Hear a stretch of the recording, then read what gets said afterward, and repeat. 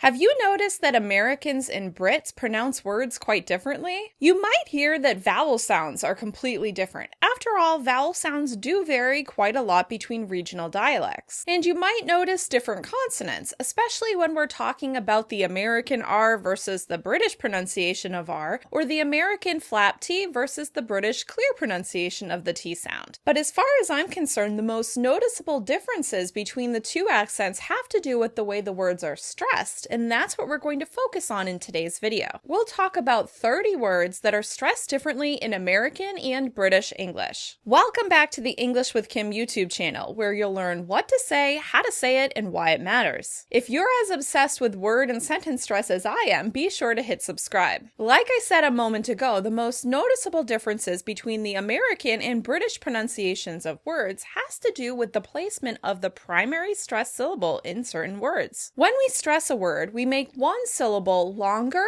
louder, and higher in pitch. This also makes the vowel sound in this word extremely clear and easy to hear. If you stress the wrong syllable, the word will sound off and be a little hard to understand, even if you pronounce the rest of the word correctly. I talk all about this in my videos on reasons why native speakers may not understand you, as well as in my video on 3 reasons you're mispronouncing words in English. I've included links to these videos in the description. This means if you're stressing a word the British way, it may confuse an American who's not that familiar with British English. Believe me, I understand how frustrating it can be to have to choose an accent when you're trying to learn a language, but you want to make sure you focus on the pronunciation and the stress that is most related to your life. I'll share both the American stress pattern and the British one, but I can't promise that my pronunciation of British words will sound the way a native speaker would say it. After all, I haven't studied the British accent, I just teach the American one. The other thing I want to point out about the words we're going to discuss today is that many of them have roots in French. They're what we call loanwords from French. The British version of these words is pronounced the way it would be according to English spelling. The American version is a pronunciation that sounds more French, even though it is still anglicized or converted into English pronunciation. I know my French friends will probably be cringing at the way we pronounce these words, but that's how it is. So let's get started. The first word we're going to look at today is the word address. In British English, the word would be pronounced address with stress on the second syllable. Address, address. In American English, the word will be pronounced address. Address with stress on the first syllable. I have to point out that you will hear Americans as well as Brits use both pronunciations of this word, but it's more common in British English to say address, and it's more common in American English to say address. In the US, the stress on the word will change depending on whether it's a noun or a verb. If we're talking about someone's address, we're going to stress the first syllable. If we are going to address an envelope, we're going to stress the second syllable. However, it is more common that you'll hear people say address. Next, let's talk about the word adult. In British English, this word is pronounced adult. In American English, this word is generally pronounced adult. Adult. However, like the previous example, you will hear people use both pronunciations of that word. I tend to use adult more than adult. The reason I mix the pronunciations of adult and adult may have to do with the fact that I'm from the New England area, the Boston area, and we have closer ties to the Brits. Maybe. That's just a possible explanation. So once again, the American version of this word is adult. Adult. Next, let's look at a word that is so different in American English and British English. I'm talking about the word advertisement. In British English, this word would be pronounced advertisement. Advertisement. In American English, we pronounce it advertisement.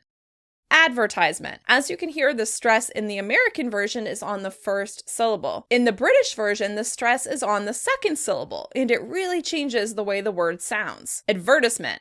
Advertisement. Advertisement. Advertisement. I hope you clearly hear the difference. Like I said at the beginning, when we change the pronunciation of a word, it can really change the way the vowel sound is understood. That's why it really brings out those differences between the pronunciation of vowels in British and American English. Next, let's look at a word that we've taken from French, ballet. In British English, the word would be pronounced ballet. ballet with stress on the first syllable. And the vowel sound would be way more British, maybe ballet. Like I said, I'm not British, so I'm not entirely sure. Americans would pronounce the word ballet, ballet. Like I said earlier, we're making the word sound a little more French by stressing it on the second syllable. Ballet, ballet. Obviously, it's still an American version of a French word, but it's pronounced a little closer to the French than the British version. Here's another example. Brochure. In British English, this word would be pronounced brochure. Brochure. In American English, the word would be pronounced brochure. Brochure. As you can hear, once again, the stress is on the second syllable. Brochure. Brochure. Here's another French-inspired word, buffet. Buffet. In British English, the word would be pronounced buffet. Buffet, with stress on the first syllable. In American English, the word would be pronounced on the second syllable. Buffet. Buffet. Buffet. Can you hear the difference between the stress patterns on these words? Next, let's look at the word caffeine. Everybody's favorite if you like drinking tea or coffee. Caffeine. In British English, the word would be stressed on the first syllable. Caffeine. Caffeine. In American English, the word is stressed on the second syllable. Caffeine. Caffeine. You can clearly hear the difference between the two pronunciations. That's a word that really confuses me when I hear it pronounced in the British English version. I'm so used to hearing people talk about needing caffeine. Similarly, let's talk about the word cafe. In British English, the word is stressed on the first syllable. Cafe. Cafe. In American English, the word is stressed on the second syllable. Cafe, cafe. You can remember the American English version because we usually include a little accent mark on the E. Cafe.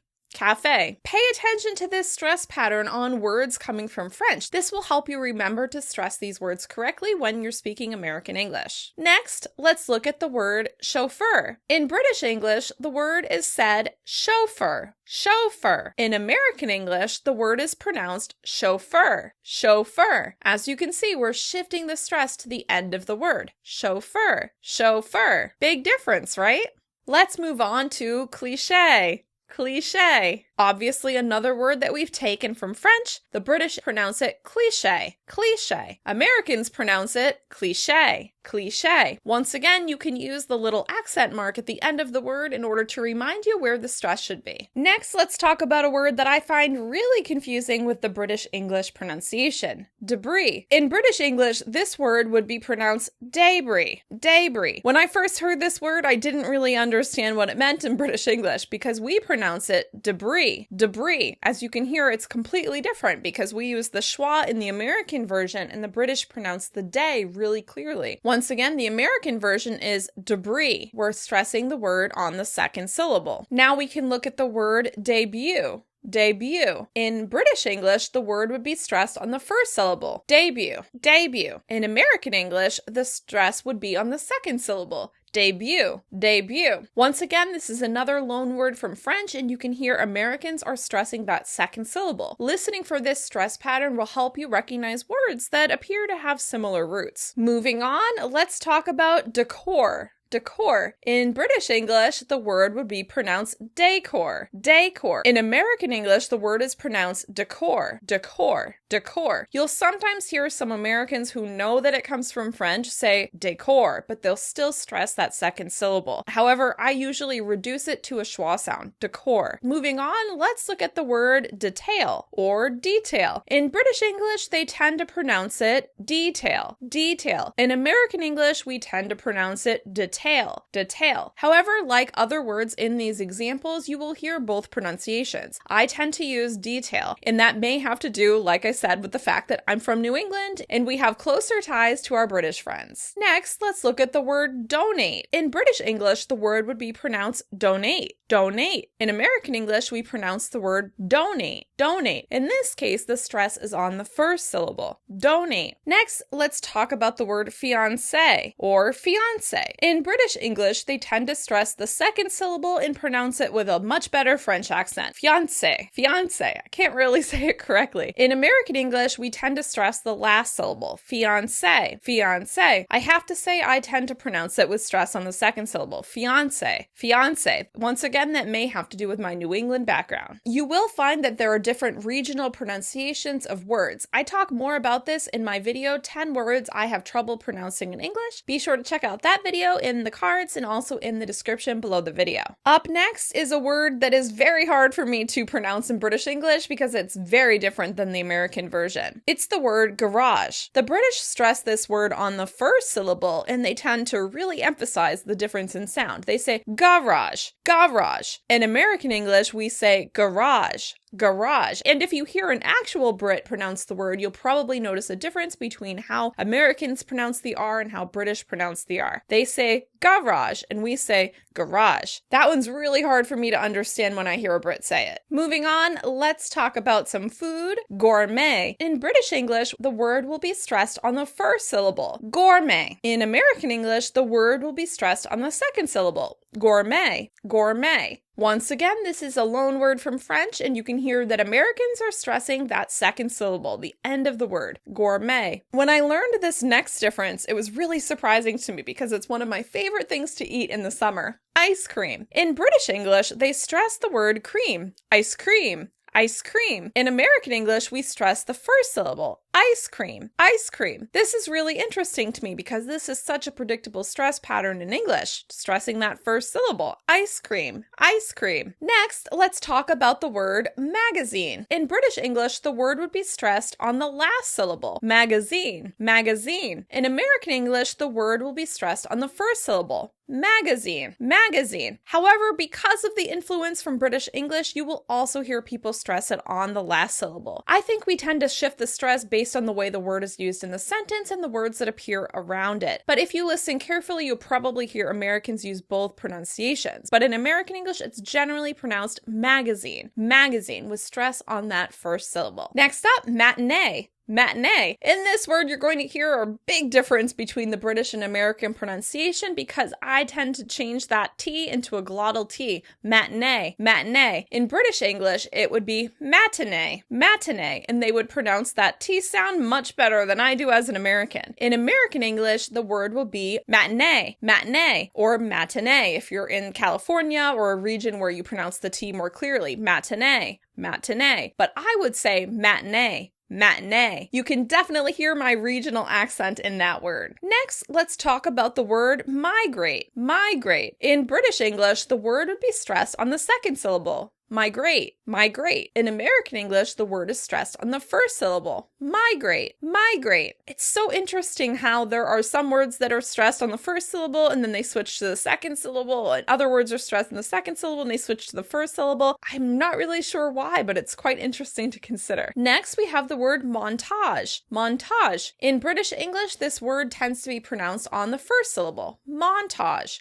Montage. In American English, we tend to pronounce it on the second syllable. Montage. Montage. Once again, this has to do with whether we're using the noun version or the verb version of the word. If it's being used as a noun, a lot of Americans would say montage, montage, but we would use the verb version, montage. Language is fun, isn't it? Next, we have a word that Americans definitely try to pronounce the French way. Nonchalant. Nonchalant. In British English, it would be stressed on the first syllable. Nonchalant. Nonchalant. In American English, we would pronounce it on the last syllable. Nonchalant. Nonchalant. You can probably hear that this gives us a little bit of an affectation. We're trying to sound a little more French, and it really makes me wonder if it has to do with the French support of Americans way back when in the history of our nation. Who knows? Another word we're going to look at, premature. Premature. In British English, the word would be stressed on the first syllable. Premature. Premature. In American English, the word would be stressed on the second syllable. Premature. Premature. Here's another word that sounds really funny to me when I hear it pronounced the British way. And of course, given the news recently, we hear it pronounced the British way quite a lot. It's the word princess. Princess. The British pronounce the word princess. Princess. I first heard this in a movie called Ever After, and I was really surprised because that's not the way I grew up hearing the word. In American English, the word would be pronounced princess. Princess. Princess. In British English, princess. Isn't that interesting? Next, we have the word rotate. This one really surprised me when I heard there's a British version. The British would stress the second syllable. Rotate. Rotate. Americans stress the first syllable. Rotate. Rotate. Next, we have another obviously French word, sachet. Sachet. British would pronounce the word sachet. Sachet. Americans pronounce it sachet. Sachet with stress on the second syllable. sachet. Another common word that we use is salon. Salon. The British will pronounce it on the first syllable, salon.